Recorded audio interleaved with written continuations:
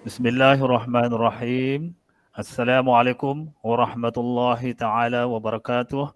Salam sejahtera.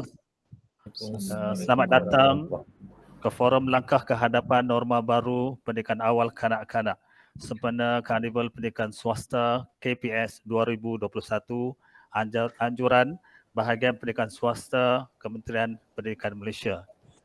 Setinggi-tinggi penghargaan kepada warga kerja pelaksanaan forum, khususnya jabatan-jabatan pendidikan negeri, AMNY, pegawai-pegawai, kaki tangan, staf-staf, sama ada di peringkat kementerian, di peringkat bahagian, di peringkat jabatan pendidikan negeri, pejabat pendidikan daerah yang terlibat secara langsung atau tidak langsung dengan penganjuran forum hari ini.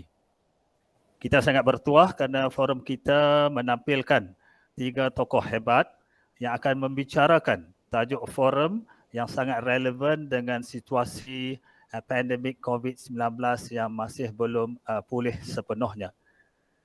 Ingin saya memperkenalkan kepada sidang penonton kepada ketiga-tiga ahli panel forum kita pada hari ini. Kita sangat berbesar hati meskipun dengan kekangan kerja, dengan kesibukan masing-masing dalam urusan yang masih perlu diuruskan dengan sebaiknya, ahli panel kita dapat bersama-sama untuk hadir, mencurahkan ilmu, menyatakan pandangan tentang perkara-perkara yang bersabit dengan pendidikan awal kanak-kanak. Saya perkenalkan panel kita yang pertama yang berusaha, Tuan Haji Zailan bin Wagimin. Selamat datang Tuan Haji. Okey, selamat datang. Terima kasih. Beliau merupakan mantan Ketua Sektor Psikologi dan Kaunseling Jabatan Pendidikan Negeri Selangor. Tuan Haji Zailan merupakan seorang kaunselor yang berdaftar menjadi panel kaunselor Bravo Mind Center Putra Heights, panel kaunselor di Hushim and Consultant Sri Andalas Kelang, panel kaunselor di Zailan Counseling Partners Sarjana Utama. Mempunyai lebih 30 tahun pengalaman dalam bidang pendidikan, khususnya dalam bidang psikologi, bidang kaunseling, bidang membabitkan kaunseling keluarga, kaunseling perkahwinan, kaunseling kerjaya, kaunseling kanak-kanak, kaunseling trauma, histeria, banyak bidang yang merupakan kepakaran Tuan Haji Zailan. Beliau merupakan seorang aktif dan kerja-kerja amal, terlibat dengan kerja-kerja sukarelawanan di pejabat-pejabat dan agensi-agensi kerajaan. Tuan Haji, kita bertuah hari ini berjumpa dengan seorang personality TV. Kerap dipanggil untuk bersama-sama dengan TV Astro, TV3 dan merupakan seorang yang sangat aktif dalam penyiaran, terutamanya radio dan TV. Terima kasih Tuan Haji Zailan kerana sudi datang. Terima kasih. Kepakaran beliau akan memberi manfaat kepada forum kita pada hari ini. Panel kita yang kedua, saya perkenalkan yang berbahagia Dr. Fazilah B. binti Abdul Rahman. Apa khabar Doktor? Baik, terima kasih. Okey. Yang berbahagia Doktor mempunyai kelayakan Doktor Falsafah atau PhD di dalam pendidikan awal kanak-kanak dengan pengkhususan atau kepakaran dalam multiple intelligences, iaitu kecerdasan pelbagai. Asalnya yang berbahagia Dr. Fazilah merupakan seorang pramugari. Sebab tu kita tengok Dr. Fazilah ni sentiasa kemas, sentiasa lawa, up to date kan. Kerana beliau mantan pramugari dan mantan eksekutif di Jabatan Sumber Manusia di Pelangi Air Sdn Bhd.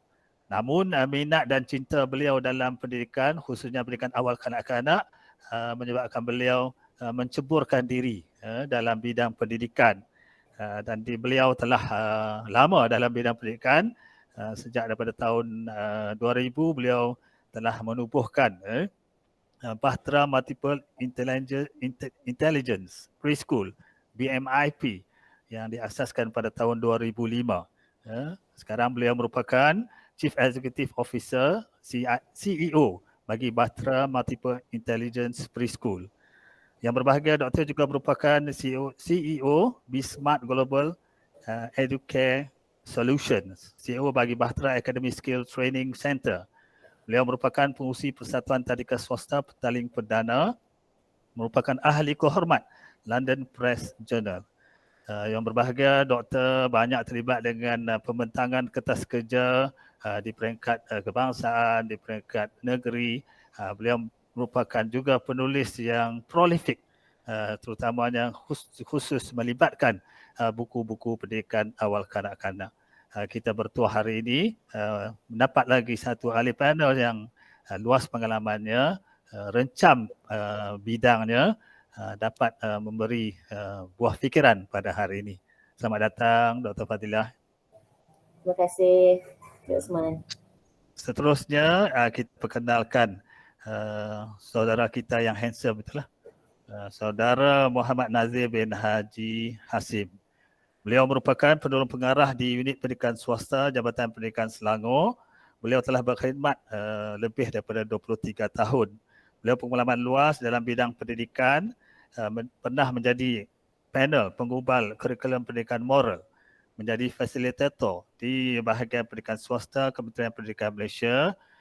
Bidang kerja beliau melibatkan bidang penguatkuasaan, pengkompaunan, SKPK, SKIPS, aduan, pemeriksaan dan pemantauan Institut Pendidikan Swasta. Daripada ciri-ciri Tuan Nazir kita ini, beliau merupakan seorang yang nampak kemas tapi hati-hati, beliau tegas. Beliau melibatkan diri dalam pengkompaunan, dalam aduan dan sebagainya.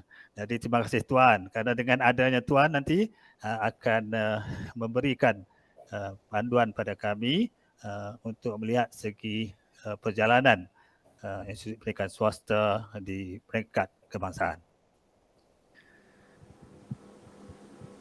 Para ahli panel yang sangat berwibawa telah kita perkenalkan dan sudah tentu sidang penonton ternanti-nanti pandangan bernas daripada mereka. Namun izinkan saya terlebih dahulu membuka gelanggang bicara dengan mengupas sedikit tajuk forum kita hari ini. Langkah ke hadapan norma baru pendidikan awal kanak-kanak.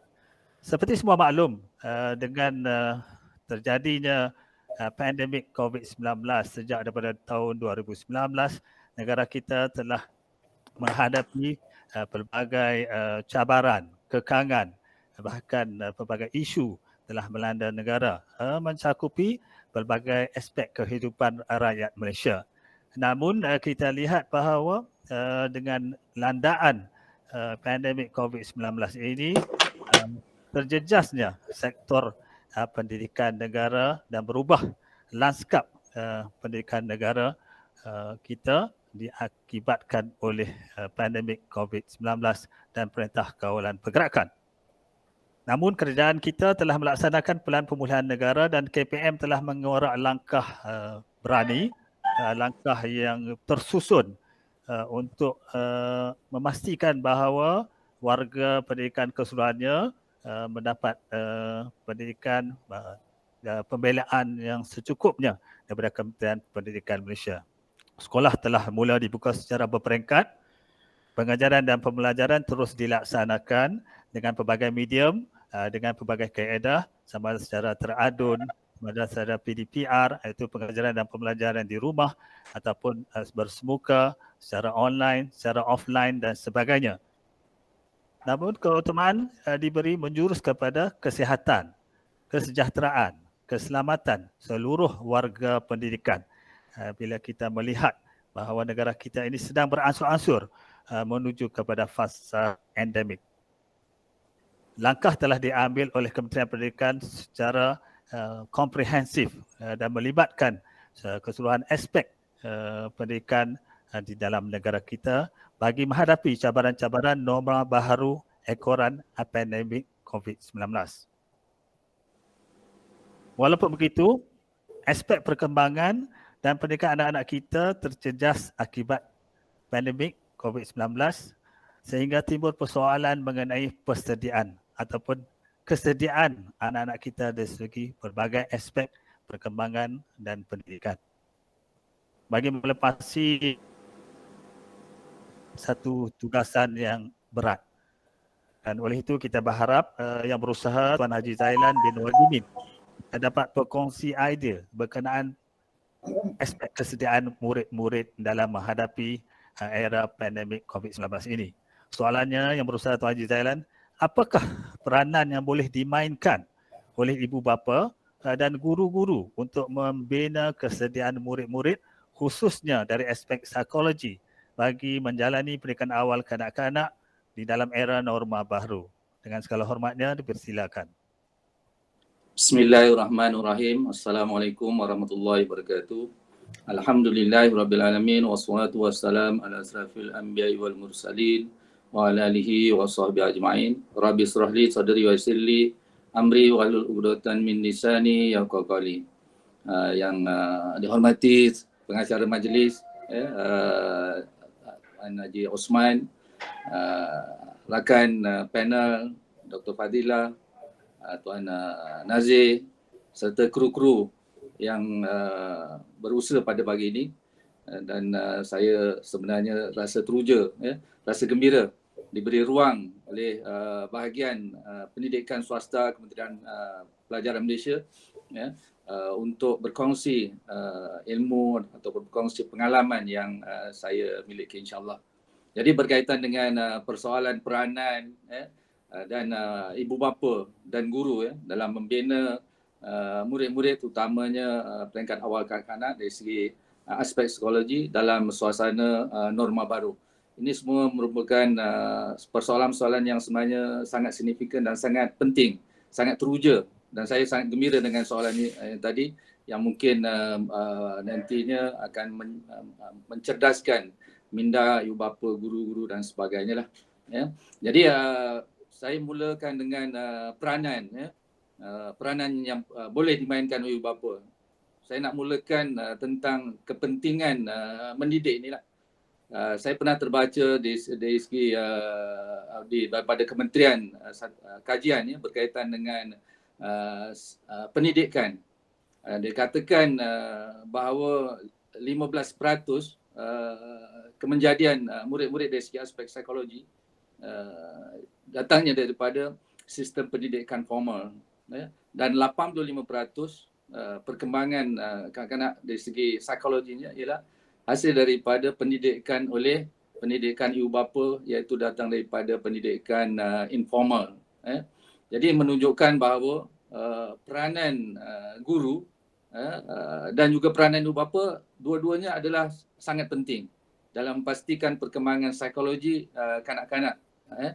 Jadi maknanya bertitik tolak dari segi peranan, dan saya nak nyatakan ini bahawa bila sebut pendidikan tu bukan sahaja pendidikan formal, malah juga pendidikan informal. Sebab saya percaya masyarakat bila sebut pendidikan dia tujukan kepada KPM saja. Sedangkan KPM tadi kajian hanya kesan psikologinya hanya 15%. Sedangkan daripada ibu bapa ialah 85%. Jadi sebab itulah kita dapati yang masyarakat mungkin membebankan lebih kepada peranan guru-guru, tapi sebenarnya peranan ibu bapa itu sebagai satu yang penting. Saya nak mulakan dari sebuah peranan ini, mahu tak mahu, dia satu yang sangat penting. Saya nak bawa satu analogi lah. Analoginya contoh bila kita nampak satu orang nak terjun bangunan daripada 3 tingkat, riak-riaknya macam nak bunuh diri, dan pada kita itu kita menyaksikan situasi tadi, dan pilihan yang diberi kepada kita ialah 2. Iaitu pada masa itu agak-agaklah kita nak menolong. Bila nak menolong tu dua orang yang perlu kita rujuk. Saya beri pilihannya ialah sama ada masa tu kita nak panggil bomba ke atau nak panggil tu imam. Itu persoalan yang tadi. Atau nak panggil ustaz yang tadi kan. Bila ada orang nak terjun bangunan dan kita nak tolong, upaya kita panggil 2 orang. 2 orang tak ini panggil bomba ke atau panggil ustaz atau panggil imam. Jadi ini sebenarnya jawapan ini tadi akan menjurus tentang peranan tadi. Dan saya percaya ramai orang akan setuju untuk panggil bomba. Jadi kenapa panggil bomba ini? Bagi saya ini menggambarkan seseorang, tindakan seorang itu bersifat bijaksana. Sebab kriteria utama untuk mendidik ini ialah kebijaksanaan. Itu yang tadi. Jadi kita panggil Bombay itu menggambarkan kita bijaksana. Kenapa saya kata bijaksana?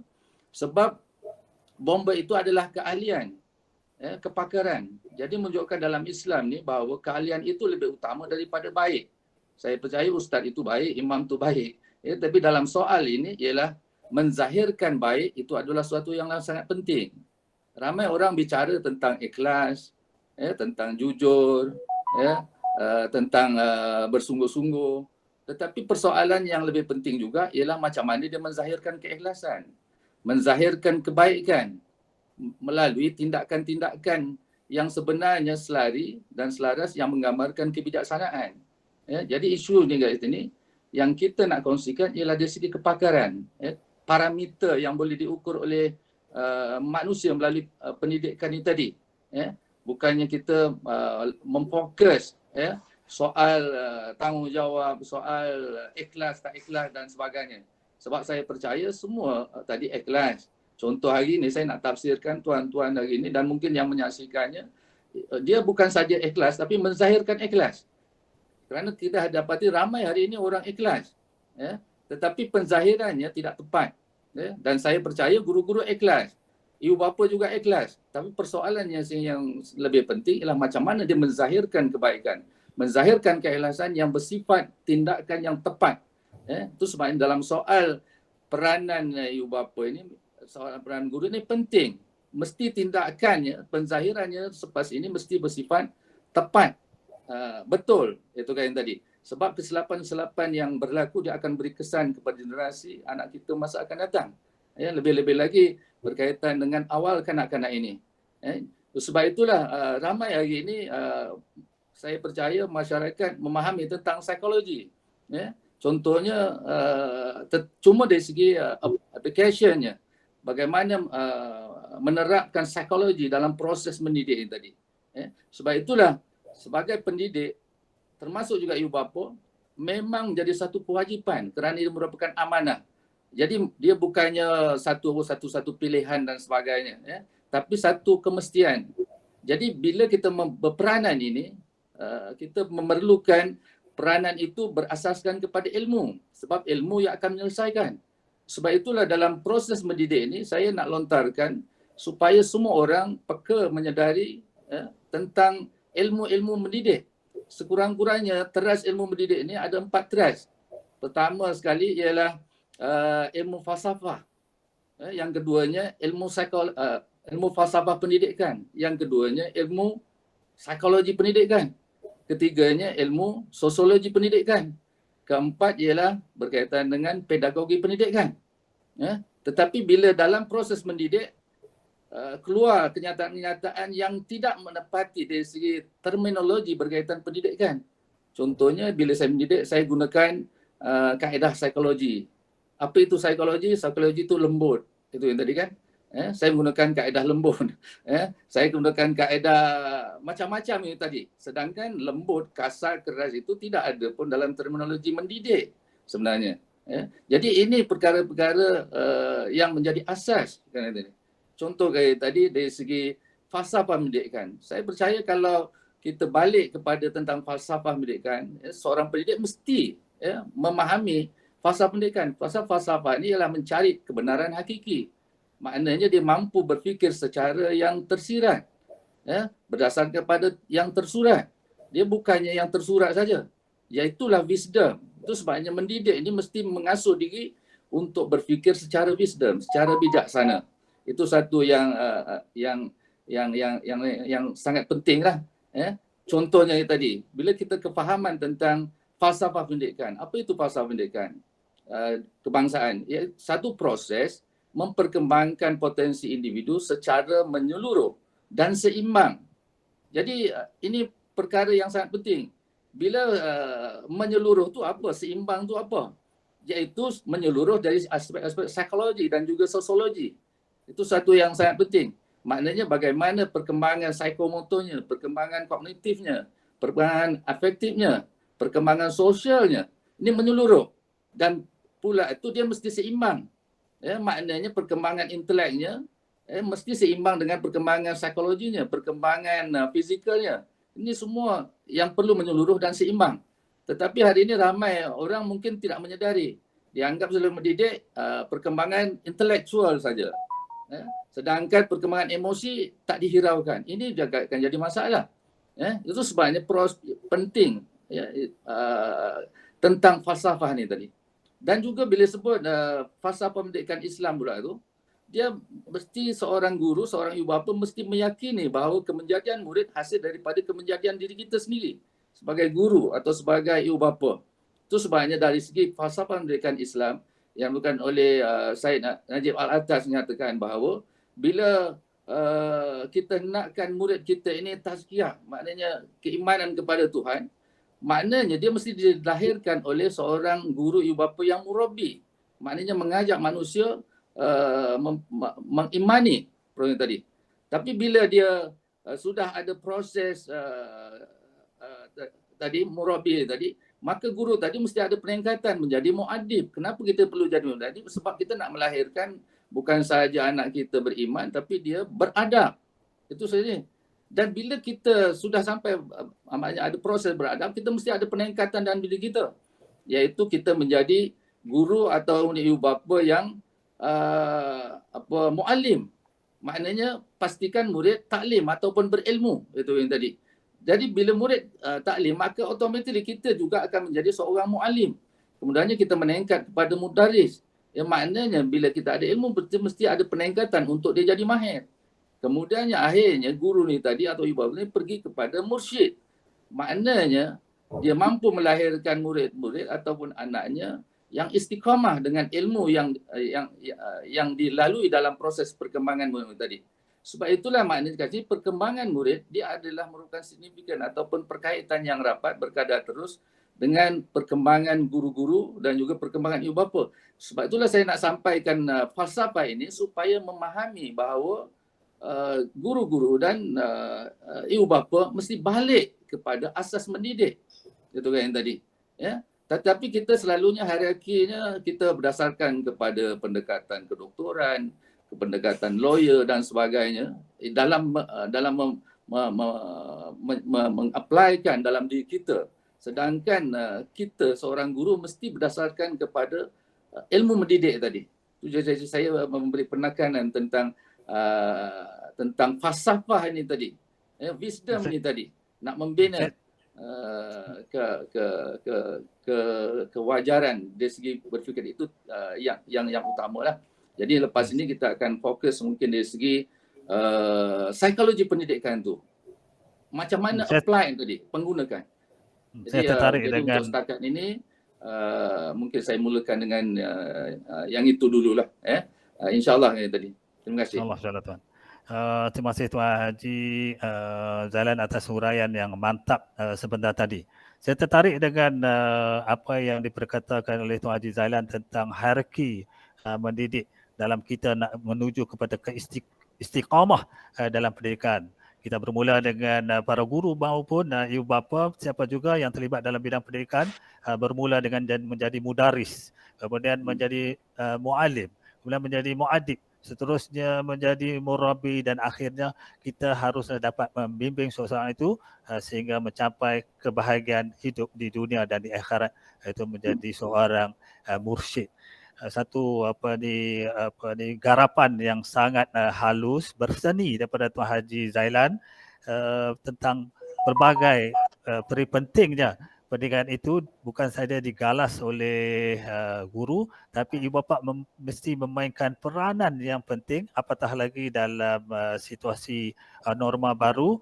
Memang kita menghadapi satu situasi sekolah ada kekangan, ibu bapa lah yang kena mainkan peranan yang utama. Orang-orang tua kita merupakan masa lampau kita. Manakala kita bergelut dengan cabaran-cabaran yang dihadapi masa kini. Anak-anak kita pula merupakan masa hadapan kita. Mereka lah harapan kita, mereka lah obor yang akan menerangi kehidupan kita di masa depan. Murid-murid kita ni terdiri daripada berbagai-bagai latar belakang, terdiri daripada pelbagai keupayaan, kecerdasan yang pelbagai, potensi yang bermacam-macam, kerencaman bakat dan sebagainya. Berbagai aspek perkembangan, keupayaan potensi ini sudah tentu menjadi cabaran yang maha hebat, bukan saja kepada ibu bapa tetapi juga kepada para guru. Jadi dengan adanya cabaran COVID-19 menampakkan lagi kesukaran guru, ibu bapa untuk mengatasi cabaran-cabaran mendidik anak yang pelbagai keupayaan, pelbagai kecerdasan, pelbagai potensi ini. Jadi bagaimanakah guru-guru pendidikan awal kanak-kanak dapat menangani keupayaan dan potensi pelbagai murid-murid berhadapan dengan norma-norma baru? Kita menjemput yang berbahagia Dr. Fadilah B untuk melontarkan pandangan buah fikiran yang berbahagia doktor. Dipersilakan yang berbahagia doktor. Assalamualaikum warahmatullahi wabarakatuh. Terima kasih saya ucapkan pada moderator pagi ini Cik Osman Hashim, Cik Salim Rahman, Puan Intan selaku admin dan juga ahli panel jemputan Tuan Haji Zailan dan Cik Nazir. Tadi kita telah mendengar pandangan Tuan Haji Zailan dari aspek psikologi. Banyak jugalah yang telah kita dapat dari penerangan beliau tadi.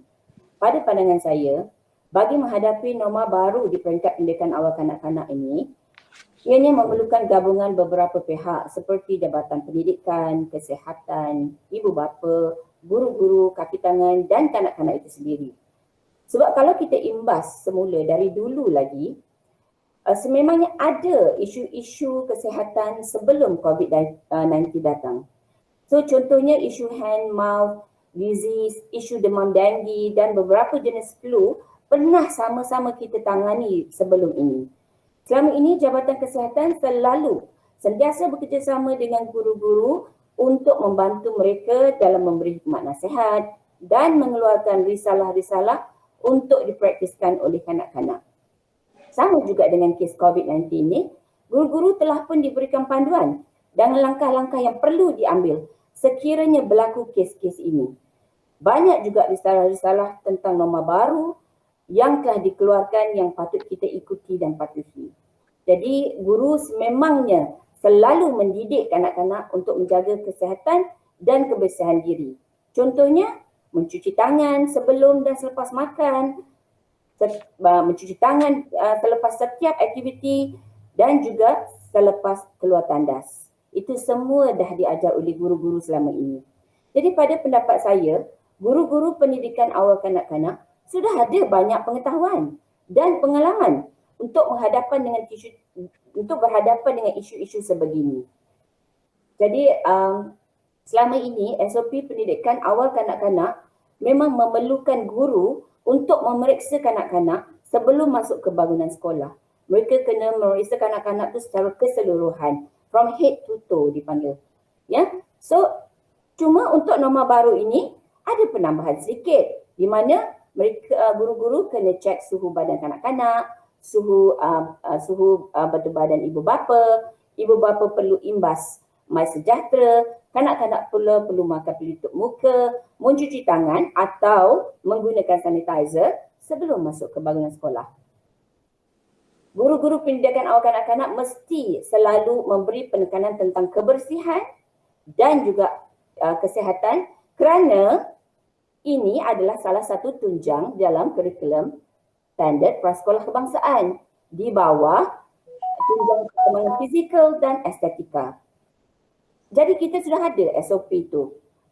Kita perlu tambahkan untuk penjagaan diri dan memberikan butir-butir atau detail tentang bagaimana kanak-kanak itu sepatutnya berada pada suhu badan yang sesuai, penggunaan MySejahtera, cara-cara mencuci tangan, penggunaan sanitizer dan penjarakan sosial.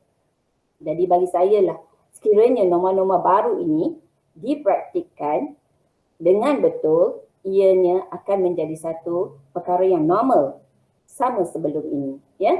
Selain dari itu juga saya rasa guru-guru pendidikan kanak-kanak boleh menyediakan pembelajaran yang memfokuskan pada potensi kanak-kanak. Seperti yang Cik Osman cakapkan tadi tentang kecerdasan kanak-kanak, maka kita guru-guru boleh mencokilkan potensi mereka dalam mendidik kanak-kanak dalam norma baru ini. Pada pandangan saya lah, guru-guru harus membuat satu tema tentang norma baru yang dikaitkan dengan COVID-19 ini. Okey, jadi guru-guru boleh bercerita tentang virus ini yang suka menjelajah dari satu negeri ke satu negeri dan juga bagaimana ianya tersebar. Kita boleh buat buku cerita untuk bercerita dengan kanak-kanak itu. Jadi bagi untuk kanak-kanak yang verbal linguistik ini, mereka memang minat tentang bercerita, memang minat tentang language. Jadi mereka boleh membuat mini book untuk menceritakan tentang COVID-19 dan norma baru ini dan boleh dipamerkan dekat sudut-sudut bacaan kanak-kanak ini. Bagi untuk kanak-kanak kinestetik pula, kalau kanak-kanak tu memang aktif, maka kita buat macam satu scavenger hunt. Scavenger hunt di mana budak-budak ini boleh mencari barang-barang yang berkaitan dengan norma baru seperti mask, thermometer, sanitizer, sapu tangan atau apa-apa saja barang-barang yang berkaitan dengan COVID-19 dan norma baru ini. Okey, kanak-kanak ada juga yang visual ruang. Jadi mereka ini boleh diajar tentang social distancing. Mereka boleh mengajar nak mengukur dengan menggunakan pembaris, ribbon ataupun tali ataupun kalau kita tahu bila orang pergi berenang dia akan pakai pool noodle tu. Pool noodle tu pun bagus atau baton. Ingat tak baton bila kita lari dulu 4x100, kita boleh guna benda-benda ni supaya kanak-kanak dia rasa seronok dan dia dapat menjaga jarak dia. Okey, semua benda-benda ini boleh dirancang untuk budak-budak belajar tentang social distancing. Guru-guru juga boleh mengajar anak-anak untuk membuat DIY mask dan minta mereka design mask-mask ini semua dan ajar mereka cara-cara untuk menyimpan dan membuang mask dengan betul. Okay, so antara lainnya adalah kita ajar mereka menyanyi dengan lagu-lagu yang mudah untuk mereka menyanyi dan in between kelas tu kita buatkan like a short break untuk mereka keluar mencuci tangan mereka. Jadikan mencuci tangan ni sebagai satu amalan atau habit. Jadi bila dah jadi habit benda ni, mereka pergi mana pun saja, mereka akan nak mencuci tangan. Sama juga macam hand sanitizer. Sekarang ni mereka tak boleh lepas nampak apa saja mereka nak tekan dengan hand sanitizer. So benda ni boleh jadi habit. Bila jadi habit, insya-Allah mereka akan tahu menjaga kebersihan mereka. Okey? Antara lainnya, kanak-kanak ada banyak kecerdasan yang cognitive, on the cognitive, intrapersonal, interpersonal. Kita boleh ajar mereka membuat banner atau membuat poster tentang COVID-19 ataupun tentang norma baru. Mana kata kita suruh mereka buat langkah-langkah, the do and the don'ts. Mereka boleh pamerkan hasil kerja mereka ni di sekolah. Mereka boleh tengok setiap hari, kan? Jadi ada yang lain-lainnya seperti mereka boleh main peranan dengan menggunakan papat. Menggunakan papat itu sangat efektif sebab bila papat tu buat benda yang betul, mereka akan contohi. Kanak-kanak dia memang macam tu. Dia jadi teruja bila nampak papat tu. Macam mana kita nak menyapa kawan, macam mana kita nak guna hand sanitizer dengan betul, bagaimana kita nak cuci tangan dengan betul. Itu semua kita boleh gunakan papat untuk mengajar mereka. Untuk kanak-kanak yang kognitif, yang banyak menggunakan kognitif, mereka juga boleh membuatkan science experiment. Contoh, bacteria disappear in water. Ini eksperimen ini akan dapat membantu kanak-kanak untuk memahami kepentingan mencuci tangan yang boleh hilangkan bakteria. Ya? Saya suka iklan Dettol yang ada nyanyi lagu "Jom cuci tangan sebelum makan, jom sanitizer bersih dan suci." Saya suka iklan itu sebab iklan-iklan itulah yang akan beri budak-budak untuk mengingati bagaimana dia nak menjaga dirinya untuk menghadapi norma baru ni. Okey. Kalau kita tengok ikut teori Bandura ada mengatakan yang kanak-kanak belajar meniru tingkah laku orang-orang sekeliling mereka. Mereka ni memerhati ibu bapa, masyarakat sekeliling, guru-guru. Jadi kita semualah kena jadi role model untuk kanak-kanak ini. Kita perlu menunjukkan cara norma baru yang betul apabila jumpa kawan, cara betul untuk mencuci tangan, cara yang betul untuk menggunakan hand sanitizer jangan lupa check in, check out, penggunaan pelitup muka. Semua ni kalau kanak-kanak lihat, kanak-kanak tengok, dia akan tiru. Jadi kita ni yang dewasa kena tunjuk contoh yang baik. So pada pandangan saya, sebahagian dari SOP norma baru ini sebenarnya sudah ada dari dulu lagi. Cuma kita leka dan kita lupa, kita tak amalkan benda tu. Jadi bila COVID-19 datang, kita baru nak sedar dan baru kita nak mula fikir. Sebenarnya kita patut gabungkan kedua-dua, dulu dan sekarang, dan kita wujudkan satu norma baru yang sesuai untuk kanak-kanak ini. Pandangan yang sangat bernas daripada Yang Berbahagia Dr. Fadilah. Memang Yang Berbahagia Dr. Fadilah memang seorang doktor lah, kerana dia telah mengemukakan dua teori.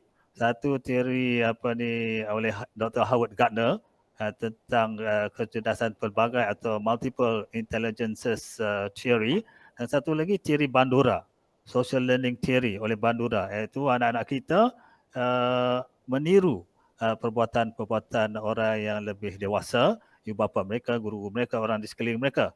Bahkan kita orang dewasa ni pun meniru orang lain juga. Apa yang orang lain buat, kita pun buat juga kan. Jadi satu lontaran idea yang sangat bermanfaat untuk kita semua.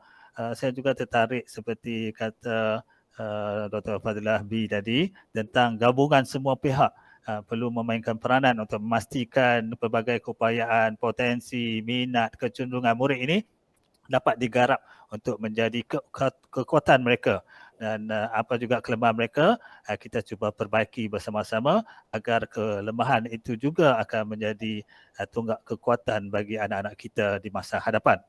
Selain daripada persoalan-persoalan yang menyentuh aspek perkembangan, menyentuh tentang keupayaan dan potensi anak-anak kita, hal-hal yang berkaitan dengan pengurusan pendidikan awal kanak-kanak dalam era norma-norma baru ini juga memerlukan perhatian, memerlukan cakna daripada pelbagai pihak, khususnya pihak guru, pihak pentadbir, pihak pengusaha tadika swasta dan juga industri pendidikan swasta yang ada di dalam negara kita. Justru kita mohon Encik Muhammad Nazir untuk menjawab soalan, bagaimanakah membentuk pengurusan yang berkesan bagi menghadapi cabaran norma-norma baru. Tuan dipersilakan.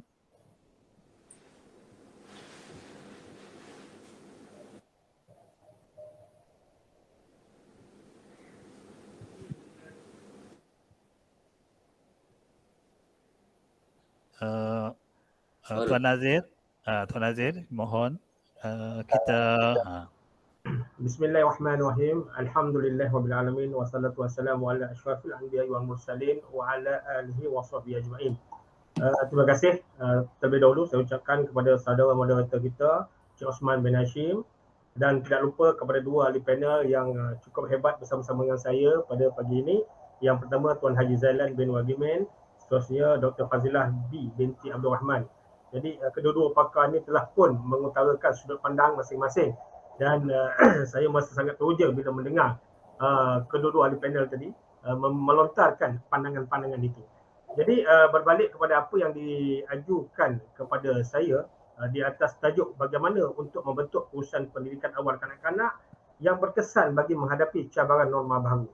Sebelum itu saya ingin merujuk tentang apa yang dikatakan norma baru ini. Mungkin ada yang kita secara sedar ataupun tidak, sama ada kita faham ataupun tidak. Ya, saya sempat merujuk di dalam kamus dewan yang dikatakan norma baru ini ialah kebiasaan baru merupakan tindakan atau tingkah laku yang baru atau tidak seperti kebiasaan untuk dijadikan standard atau biasa disebabkan oleh sesuatu perkara seperti pandemik, penyakit berjangkit dalam usaha mengadaptasi keadaan baru.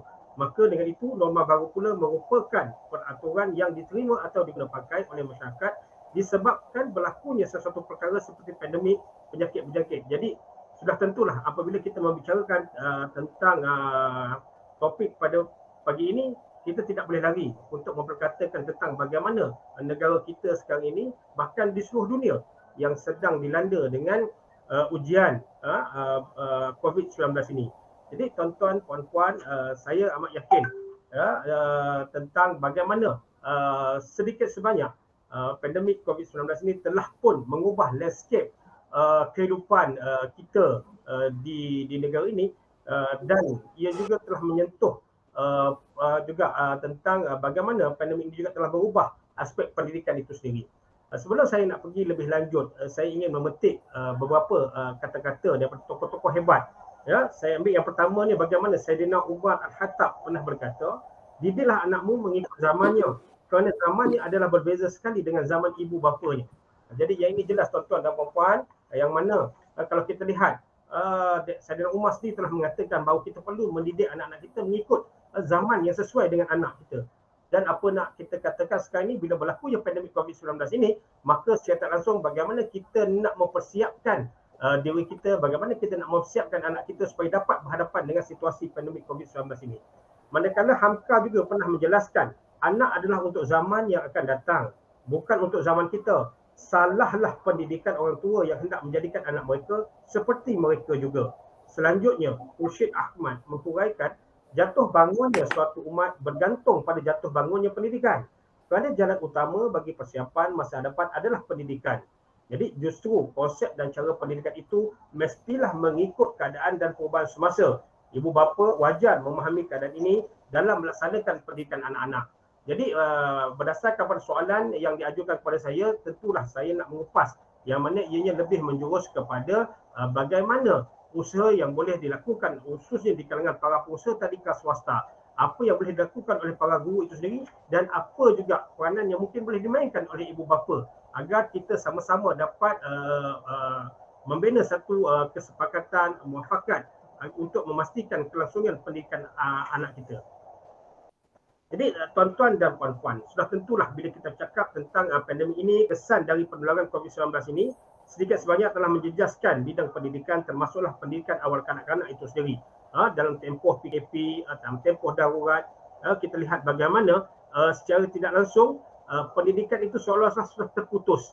Walau bagaimanapun alhamdulillah atas tindakan yang dimainkan oleh Kementerian Pendidikan Malaysia, akhirnya kita dapat meneruskan kesinambungan pendidikan anak-anak ini. Jadi adakah kita harus berpeluk tubuh dan meratapi nasib angkara COVID-19 ini? Tentu sekali tidak, kerana mahu atau tidak kita perlu untuk sama-sama memikirkan dan meneruskan kelangsungan pendidikan demi masa depan anak-anak. Maka dengan itu suka saya menyingkap sedikit perihal berkaitan pendidikan awal kanak-kanak.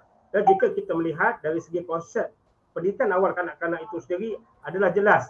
Ada 4 perkara di situ, yang mana yang pertama ialah satu jangka masa yang amat penting dalam proses pembesaran semua kanak-kanak. Terusnya pada peringkat ini kanak-kanak mula melangkah dari alam keluarga ke dunia sosial.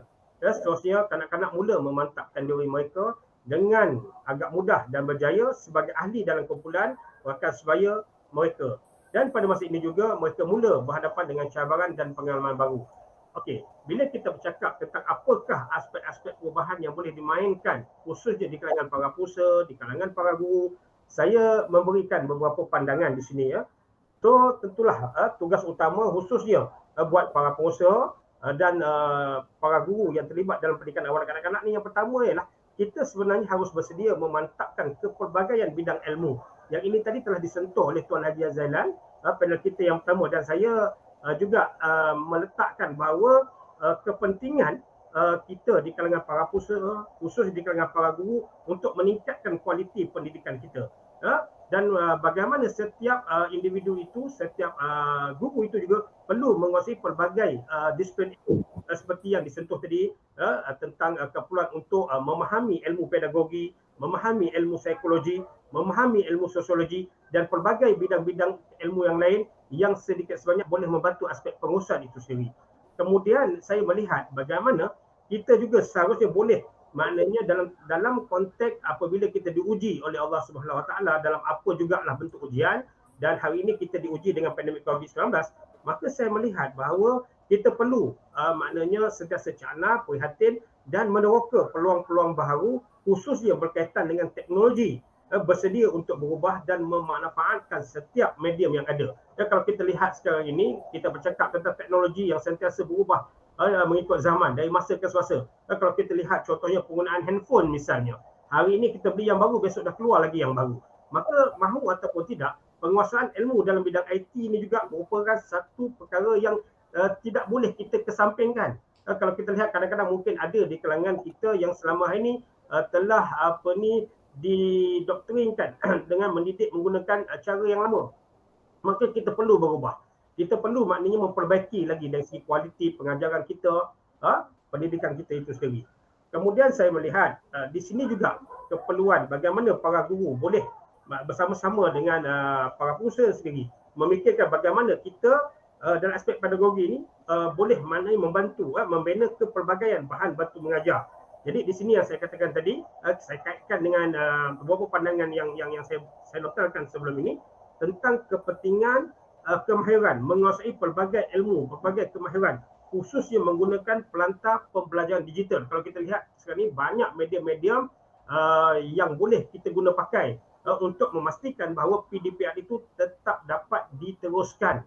Maka tidak ada sebenarnya apa juga alasan yang kalau kita nak bagi pendidikan itu tidak boleh dilaksanakan, saya rasa sebenarnya tidak betul. Kalau kita lihat banyak sebenarnya perkongsian telah dikongsikan oleh ramai pakar, ramai golongan. Kalau kita buka YouTube misalnya, apa yang kita tak nak tahu, apa yang kita nak belajar, bagaimana kita nak menggunakan YouTube, bagaimana kita menggunakan segala media-media yang ada di dalam website itu yang boleh membantu dari aspek kelangsungan pendidikan buat anak-anak kita. Kemudian saya melihat pentingnya juga untuk menguasai kemahiran penyelesaian masalah dan sentiasa bersiap sedia dengan apa juga kemungkinan. Di mana kita melihat kadang-kadang di kalangan kita ini apabila kita ditimpa suatu musibah, kita hanya menjadi individu yang hanya menunggu, hanya berserah kepada takdir. Yang ini yang tidak betul sebenarnya. Sebab kalau kita lihat dalam konteks pendidikan hari ini juga, di mana elemen-elemen penyelesaian masalah itu ataupun higher orders of thinking itu juga telah diterapkan. Kita nak membentuk pemikiran kreatif, pemikiran bagaimana kita nak menyelesaikan bagaimana cara untuk menyelesaikan masalah. Perkara ini telah pun diterapkan di dalam pendidikan kita. Jadi maka dengan itu kalau kita sebagai pendidik, kita cuba untuk membantu anak-anak kita menyelesaikan masalah, bagaimana nak menangani suatu masalah, bagaimana nak berfikir secara kreatif dan kreatif, maka sebagai pendidik juga perlu maknanya ada keupayaan ini, ada kemampuan untuk menangani setiap permasalahan dan menyelesaikan segala permasalahan itu. Saya sangat tertarik dengan apa yang Tuan Nazir utarakan tentang pandangan Hamka itu. Pandangan Hamka yang menyatakan bahawa anak kita untuk masa hadapan. Jadi kita kena berusaha sesungguh untuk memastikan survival, kelangsungan pendidikan, kelangsungan hidup kita di masa hadapan dengan membuat adaptasi seperti kata Tuan Nazir tadi, membuat adaptasi pengubahsuaian yang bersesuaian dengan cabaran-cabaran yang kita hadapi masa kini dan akan datang. Apa yang boleh saya rumuskan daripada apa yang Tuan Nazir cakap tadi ialah mesti ada pemantapan ilmu, iaitu pemantapan kemahiran dalam kalangan guru-guru, kalangan pengusaha tadika swasta untuk membangkitkan kualiti di peringkat tadika dan peringkat institusi pendidikan swasta. Yang keduanya, meneroka peluang-peluang baru dengan melihat teknologi baru, melihat gadget-gadget, melihat kepada perkara-perkara yang baru muncul dalam dunia pendidikan. Ini yang kita panggil sebagai to unlearn the old things. Kita unlearn apa yang sebelum kita tahu sebelum ini telah didoktrinkan dalam diri kita, and to relearn, to retool diri kita untuk kita belajar semula dan kita mempersiapkan balik diri kita dengan kemahiran baharu, kemahiran yang lebih canggih, lebih bermanfaat untuk anak-anak kita pada masa hadapan. Juga seperti kata Tuan Nazir, penyelesaian masalah dalam kita menghadapi apa juga isu, apa juga persoalan, apa juga cabaran merupakan tonggak di zaman ini untuk kita melepasi diri kita daripada ujian yang telah ditakdirkan kepada Allah untuk kita bangun sebagai umat, sebagai generasi yang lebih hebat di masa hadapan. Terima kasih sekali lagi yang berusaha Encik Muhammad Nazir bin Haji Husin atas pencerahan yang sangat bermanfaat sebentar tadi. Para panel telah mengutarakan pandangan dan nasihat yang cukup jitu, padat dan padu yang merentasi perbincangan kita mengenai langkah ke hadapan norma-norma baharu pendidikan awal kanak-kanak. Jadi kita kali ini menjemput yang berusaha Tuan Haji Zailan bin Wagimin untuk membuat kesimpulan beliau tentang idea-idea yang boleh kita sama-sama cakna, sama-sama cuba bantu anak-anak kita di peringkat awal kanak-kanak. Dengan segala hormat dipersilakan Tuan Haji Zailan. Okey, terima kasih pada moderator. Saya masih lagi berpegang konsep dan semua orang meyakini bahawa ilmu tu yang akan menyelesaikan masalah yang akan dihadapinya. Ya, maka bila penyelesaian masalah berdasarkan pada ilmu, maka insya-Allah kejayaan pasti akan diperolehi. Sebab itulah saya menekankan tentang apa peranan ibu bapa, guru ni tadi mesti berteraskan pada ilmu. Bukan berteraskan ikut orang ataupun rutin dan sebagainya, dan lebih-lebih lagi dengan norma baru. Saya nak boleh katakan bila norma baru sebenarnya dia berfokus tentang hari ini lebih baik dari semalam. Maknanya memfokuskan parameternya untuk menjadi lebih baik dan mesti mengutamakan dari segi kualiti. Sebagai pendidik mesti meningkatkan dari segi kualiti melalui kemahiran. Kemahiran itu melalui ilmu yang sudah sedia ada pun, yang saya gariskan yang awal tadi lah. Just sebab itulah kata tadi Nazir, didik anak mengikut zamannya dan sebagainya. Itu sebenarnya sesuatu yang basic. Jadi saya nak ambil contoh, mengikut contohnya teori Freud, ya, dia berkaitan dengan perkembangan awal kanak-kanak. Contoh dikatakan, kata Freud tadi 0 sampai 1 ialah tahap oral. Maknanya oral ni satu yang penting, menjadi fokus. Kemudiannya 1 hingga 3 tahun tahap anal, iaitu berkaitan dengan dubur ni tadi. Dan seterusnya tahap 3 hingga 5 tahun palik ataupun berkaitan kejantinaan. 5 hingga 12 dikatakan latency, maknanya perkembangan sosial dia. Dan lebih dari 12 itu merujuk kepada fasa genital, perkembangan seksualnya. Tetapi daripada teori Freud tadi, kita sebenarnya boleh apply dan nilai balik. Contoh 1 hingga 3 tahun. Mungkin selama ini mungkin orang didahkan kenapa dia perlu menyusu ibunya. Maka kita kata dari segi kesehatannya itulah susu yang terbaik untuk pembinaan fizikal dan sebagainya. Tapi bagi saya menjurus bagaimana hubungan antara ibu dengan anaknya tadi. Pertama sekali berkaitan dengan komunikasi.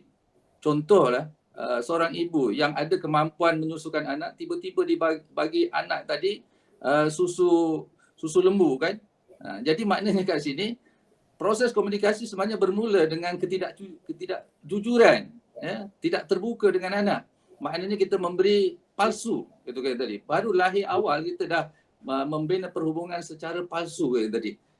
Sebab itulah dia akan menjurus terusan yang akan datang, hubungan guru dengan murid, hubungan ibu bapa dengan anak bersifat palsu, bersifat tidak telus, tidak jujur. Maka inilah merencatkan perkembangan kanak-kanak tadi. Selain itu sebenarnya dia ada, kalau nak ulas lebih panjang, tapi saya nak yakinkan bahawa bila nak mendidik ini mesti mengikut zamannya, mengikut tahap dia, perkembangannya yang tadi. Contohnya anal tadi kan. Ini juga memberi kesan psikologi, ya. Tetapi maknanya juga kita boleh kupas bagaimana hari ini kanak-kanak boleh bercakap, pandai nyanyi dan sebagainya. 5-6 tahun dah pandai, nyanyi lancar dan sebagainya. Rupanya dia masih pakai pampers lagi. Jadi maknanya pengurusan anal tu sudah menjadi penggantungan. Ini yang akhirnya menghasilkan anak-anak yang bersifat penggantungan, tidak puas dan sebagainya. Walaupun kajian Freud tadi macam tak diterima, tapi bagi saya dari sudut pandang, bagi saya ibu bapa perlu fokus tentang perkara-perkara ini tadi. Begitu juga tahap pilot 3-5 tahun ini suatu yang sangat penting. Contoh yang tadi pembinaan hari ini, kenapa wujudnya LGBT dan sebagainya, dia ada berkaitan dengan perkembangan jantina. Kerana hari ini ibu bapa mungkin menghiraukan dari segi perkembangan intelek saja. Anaknya pandailah itu dan sebagainya. Tapi tak hiraukan sama ada dia lelaki atau perempuan. Itu sebenarnya sesuatu yang sangat penting. Itu sebabnya hari ini lelaki pun tak yakin dia jadi lelaki. Perempuan pun tak yakin jadi perempuan. Akhirnya berlaku kekeliruan. Itu sebenarnya dari segi proses pendidikan awal kanak-kanak tadi. Begitu juga 5 hingga 6 tahun, 12 tahun dipanggil latency. Ini perkembangan sosial. Tetapi hari ini bila perkembangan, ibu bapa juga sering kata jangan berkawan itu, jangan berkawan ini, asyik jangan saja. Dan akhirnya anak tidak mengalami perkembangan sosial. Sedangkan ini merupakan satu perkembangan yang perlu dilalui pada zaman kanak-kanak. Itu sebabnya saya cukup yakin, tadi Dr. Fadilah juga, berarti fokus tentang masa kanak-kanak itu. Kita nak membina tadi, bila berlaku kesilapan pada zaman kanak-kanak ini tadi, bayangkan kerugian 50-60 sepanjang hayat kemudian ini tadi. Itu sebab itulah satu yang sangat penting. Sebab itulah berkaitan dengan ini, cabarannya sebenarnya sangat besar. Cumanya hari ini saya nak kaitkan sedikit mungkin guru-guru, ibu bapa boleh buat bila berhadapan dengan kanak-kanak ini tadi. Pertama sekali mesti memahami tahap-tahap perkembangan ini tadi. Dan keduanya mengenai pedagogi tadi sebut oleh Nazim, mesti tepat dan sesuai ini tadi. Itu sebenarnya saya dapati hari ini, contohnya kaedah yang digunakan oleh bapa, gunakan kaedah dari dulu sampai sekarang yang punishment and reward. Itu pun tidak menepati. Contohnya selalu mengeluh, saya dah rotan anak saya. Saya dah rotan, apa lagi? Jadi semacam rotan ini menjadi satu yang penting. Dari segi teorinya, konsepnya, rotan itu ialah application dari segi punishment. Tetapi dalam masa yang sama kita kena reward. Jadi maknanya ini tidak ada pengimbangan. Umur 7 tahun, 10 tahun kita rotan dia. 17 tahun pun masih rotan lagi. Jadi maknanya kita statik. Menggunakan pendekatan psikologi tadi tidak tepat tadi. Sebab itulah bila kita menggunakan applied psikologi tadi mesti menepati mengikut tahap dan perkembangan tadi. Dan saya percaya sebagai guru, sebagai ibu bapa memang sangat mencabar, dan inilah satu tahap yang sangat tinggi. Sebab itulah di sisi Tuhan mulianya seorang pendidik yang tadi. Mulianya seorang ibu kerana mendidik. Jadi cabarannya banyak. Cuma saya nak beri solution lah. Mungkin saya beri analogi contoh layang-layang. Kalau saya tanya tuan-tuan semua, ibu bapa, kalau Tuhan jadikan kita layang-layang, kita nak jadi layang-layang tepi dinding ke layang yang boleh terbang? Saya percaya semua orang nak jadi layang boleh terbang kerana peranan utama layang-layang boleh terbang. Cumanya kayak tadi, bila kita terbang waktu bila? Iaitu waktu petang. Pasal apa waktu petang? Pasal angin banyak. Kalau tak ada angin, layang-layang tak boleh terbang. Jadi maknanya layang-layang perlukan angin. Dan angin itu sebenarnya menentang layang-layang. Semakin kuat angin menentang, semakin tinggi layang-layang. Semakin kuat menentang, semakin tinggi layang-layang. Tetapi selalunya layang bila terbang tinggi itu sudah mula sombong. Akulah yang hebat, akulah yang hebat. Sedangkan kehebatan dia naik ke atas itu kerana ada penentangan. Jadi percayalah ibu bapa, kerana kita akan berhadapan dengan cabaran-cabaran. Sebab anak kita sedang hidup. Cuma nak mulakan hari ini, kita suka tanya kenapa ada angin, kenapa ada angin. Sedangkan angin yang menentang kita itulah menjadikan kita meningkatkan darjat kita. Sebab itulah formula yang perlu kita lakukan sebagai pendidik. Mulakan dengan thank you very much. Bukan maknanya don't ask why. Mengapa saja. Tapi yang lebih utama sekali ialah thank you very much. Maknanya kita sentiasa menghargai, menghormati kanak-kanak yang tadi. Terima kasih dengan apa berlaku. Barulah kita mulakan tindakan-tindakan seterusnya. Ini dari segi applied psychology. Itu sebabnya psikologi ini suatu yang sangat penting dan dia menjurus untuk kita mengaplikan perkara tadi. Dan saya percaya insya-Allah anak kita mempunyai self-esteem yang tinggi, mempunyai aplikasi yang hebat, maknanya kepercayaan pada diri, harga diri. Ini dari segi objektif, dari segi psikologi, dari segi perkembangan kan tadi. Dan saya yakinlah terminologi perlu digunakan, kaedah yang betul berdasarkan kepada pedagoginya, sosiologinya, psikologinya, filosofinya. Ini semuanya adalah rangkuman yang sangat penting dalam mendidik anak kita, terutama di peringkat awal kanak-kanak dengan lebih berkualiti. Terima kasih. Cantik Tuan Haji tentang analogi bermain layang-layang itu. Sudah tentu kita memilih untuk menjadi layang-layang yang terbang tinggi. Lagi kita terbang tinggi, lagi angin kuat. Maksudnya lagi cabaran kuat, maka kita akan menjadi lebih baik kalau kita berteraskan ilmu. Seperti Tuan Haji Zailan kata, kita mesti apa juga kita nak menyelesaikan masalah, mesti berteraskan ilmu, berfokuskan untuk menjadi lebih baik daripada sekarang ini.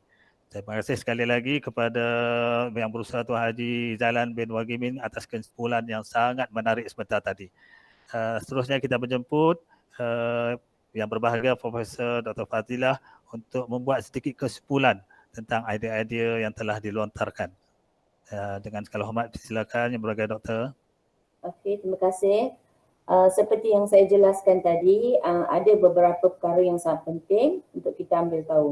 Jadi saya simpulkan beberapa perkara yang boleh guru dan ibu bapa lakukan untuk membantu kanak-kanak ini berhadapan dengan norma baru. Bagi memastikan kanak-kanak kita terus aktif, kita tidak boleh maintain macam classroom method saja. Guru kena sentiasa bawa budak-budak ni bermain di luar ataupun outdoor activity dengan menjaga social distancing mereka. Biarkan mereka mengadakan senaman-senaman ringan yang sesuai dengan umur mereka. Jadi kita adakan juga di kelas rutin-rutin yang boleh membenarkan kanak-kanak ini untuk keluar minum air, cuci tangan, atau kita membuat pemeriksaan suhu badan dalam 1 atau 2 atau 3 kali sehari. Dalam kelas pun kita kena pastikan kanak-kanak supaya mereka mengikut SOP yang ditetapkan dan tidak berkongsi barang-barang mereka.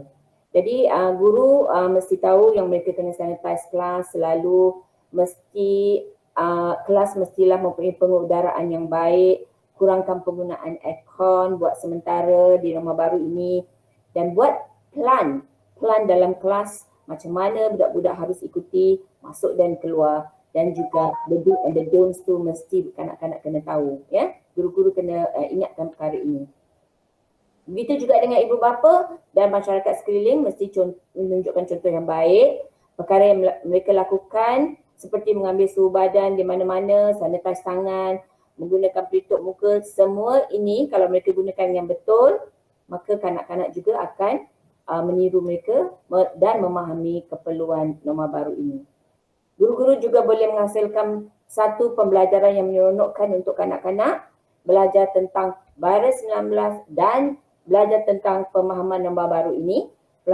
Pembelajaran seperti pemakanan yang sehat dapat menaikkan imun sistem kanak-kanak ini dan ianya boleh kita elakkan dari mereka dijangkiti. Jadi norma baru ini harus dijadikan sebagai satu amalan harian dengan menjadi role model yang terbaik, supaya amalan norma baru ini akan menjadi kebiasaan dan jika ianya diguna pakai selalu. Sekolah-sekolah juga boleh menjemput pegawai-pegawai dari Jabatan Kesihatan atau menjemput ibu bapa yang kerja mereka sebagai doktor atau nurse di hospital atau swasta untuk sama-sama berkongsi pengalaman dan menekankan tentang norma baru ini. InsyaAllah, sekiranya semua pihak memainkan peranan, maka kita dapat berhadapan dengan situasi norma baru ini dengan lebih efektif. Dengan itu saya mengucapkan terima kasih dan serahkan semula kepada Encik Osman, moderator kita hari ini. Terima kasih berbanyak kepada Yang Berbahagia Dr. Fadilah B di atas kesimpulan yang sungguh mantap dan dapat memberi kita satu kefahaman yang lebih jelas tentang kepentingan SOP. Walaupun kita masih lagi dalam proses ke arah fasa endemik, kita tak boleh leka, tak boleh lalai. Kita mesti jaga SOP di mana juga kita berada. Apatah lagi bila kita berhadapan dengan anak-anak ini, lagilah penting kena jaga SOP. Seterusnya kita menjemput Encik Muhammad Nazir untuk memberikan kesimpulan beliau tentang apa yang telah digarapkan sebentar tadi. Dipersilakan. Okey, terima kasih sekali lagi kepada saudara moderator Encik Osman. Okey, sebelum saya menyimpulkan topik yang kita bincangkan pada pagi ini, saya ingin menambah sedikit tentang keperluan dari aspek pengurusan. Kalau kita lihat sebenarnya sejajar dengan hasrat Kementerian Pendidikan Malaysia, maka di bawah Jemaah Nazir Jaminan Kualiti telah menggariskan keperluan bagi pendidikan awal kanak-kanak untuk mencapai standard kualiti prasekolah kebangsaan yang kita kenali sebagai SKPK. Dan saya percaya di kalangan para pengusaha khususnya dan mungkin juga di kalangan ibu bapa sedikit sebanyak telah pun tahu bagaimana pihak Kementerian Pendidikan Malaysia untuk meningkatkan kualiti pendidikan awal kanak-kanak itu, maka standard kualiti prasekolah kebangsaan itu telah dilaksanakan, telah pun dilakukan untuk meletakkan satu standard yang perlu dicapai. Jadi kalau kita lihat melalui standard ini ada 5 dimensi kualiti yang kita ukur. Yang pertama melibatkan dimensi kualiti tabik urus, yang kedua dimensi kualiti guru dan pembantu guru atau penolong perusahaan murid, pembantu perusahaan murid. Seterusnya dimensi kualiti kurikulum, seterusnya dimensi interaksi prasekolah, ibu bapa dan penjaga. Dan yang terakhir, dimensi kesihatan, pemakanan dan keselamatan. Kelima-lima dimensi kualiti ini sebenarnya sangat membantu dari aspek pengurusan, khususnya melibatkan para pengusaha dan juga para guru. Dan kalau kita lihat bagaimana pihak kementerian sendiri dari aspek kualiti telah berusaha untuk meningkatkan kualiti pendidikan awal kanak-kanak ini, termasuklah di peringkat pendidikan tadika-tadika swasta yang mana pihak kementerian telah menawarkan khusus diploma pendidikan awal kanak-kanak yang seharusnya perlu disambut oleh para guru untuk meningkatkan aspek kualiti kualiti pendidikan itu sendiri. Kemudian saya melihat di mana pihak kementerian sendiri telah membantu dengan menyediakan garis panduan 3.0 dari aspek bagaimana nak membantu pihak pengurusan tadika, para guru, bahkan ibu bapa sendiri dari aspek bagaimana nak menangani pandemik COVID-19 ini agar dengan adanya kerjasama daripada semua dapat membantu, khususnya menyelamatkan nyawa anak-anak kita. Jadi Tuan Moderator, sebagai kesimpulannya, saya ingin mengajak kita yang bergelar dewasa agar dapat bertindak menggunakan kebijaksanaan akal, tindakan serta perbuatan agar pendidikan awal kanak-kanak ini akan terus diberikan perhatian. Pendidikan awal kanak-kanak adalah pendidikan asas yang amat penting dalam menentukan masa depan anak-anak. Di sinilah pembentukan karakter itu yang perlu digilap dalam pelbagai potensi anak-anak yang perlu kita jungkir. Saya selalu bercakap pada ibu bapa, ingat kadang-kadang ramai di kalangan kita yang kita tidak cakna tentang pendidikan awal kanak-kanak. Pendidikan awal kanak-kanak di situlah asasnya. Asas bagaimana pembentukan itu berlaku. Asasnya bagaimana kita memberikan asas kemahiran membaca, menulis, mengira dan sebagainya. Maka kalau kita mengkesampingkan, kita tidak cakna, kita tidak memberitahu tentang prinsip ataupun asas pendidikan ini, maka apa akan berlaku kepada masa depan anak-anak kita.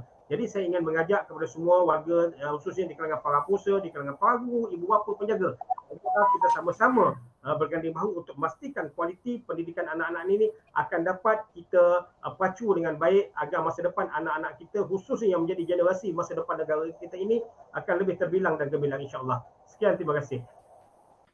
Terima kasih kepada Encik Muhammad Nazir atas pencerahan dan kesimpulan yang dapat membimbing kita untuk lebih tertib, lebih menjaga langkah kita ke hadapan bagi melepasi cabaran-cabaran COVID-19 ini. Seperti yang diutarakan oleh Encik Muhammad Nazir, kualiti tak boleh dikorbankan disebabkan oleh cabaran-cabaran yang dihadapi. Kita mesti memastikan bahawa kualiti sentiasa dijaga setiap masa dan kita mementingkan pendidikan anak-anak kita, terutama di peringkat awal kanak-kanak.